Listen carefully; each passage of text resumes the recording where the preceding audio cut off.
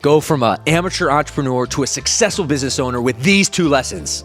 One of the biggest lessons I learned when I started my entrepreneurial journey was that leadership is always the problem and always the solution. And when I look back, when I just started my fitness business, I was excited to be a fitness coach and really inspire fitness, change lives, have a big impact in my community. And I learned sales, I learned fitness, I went through my own transformation. I put on 20 pounds of lean muscle, I dropped 20 pounds of body fat. I started training clients in the nights and weekends, and I was passionate about this. So I thought when I launched my business, when I grow this business, everything was gonna work out the way it should be. And in fairness, it got off to a strong start. My passion, my energy, my enthusiasm, my ability to coach and connect with clients was really, really admirable. And the good news is my business started to grow to the point where I needed to bring on other support team, administration, but also coaches. And I thought to myself, all right, when I bring on a new coach, I just need to show them how I coach and everything's gonna work out. And I remember vividly, I brought on my first coach who was an awesome person, and she ended up developing to a great coach.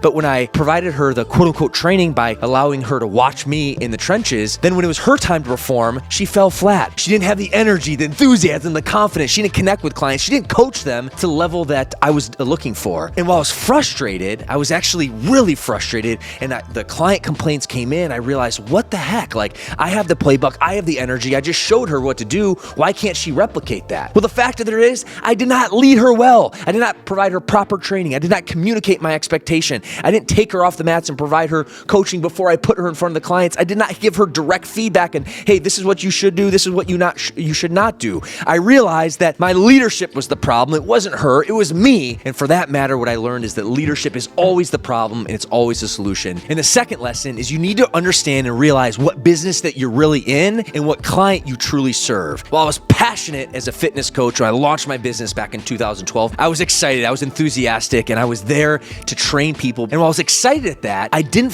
have a fully understanding of my client avatar, because for my client, my group training at Fit Body Bootcamp, our client avatar is Mrs. Jones, who maybe hasn't worked out ever or since high school, and she's just trying to lose weight, but she wants to be welcomed and cared for and create a strong community and culture.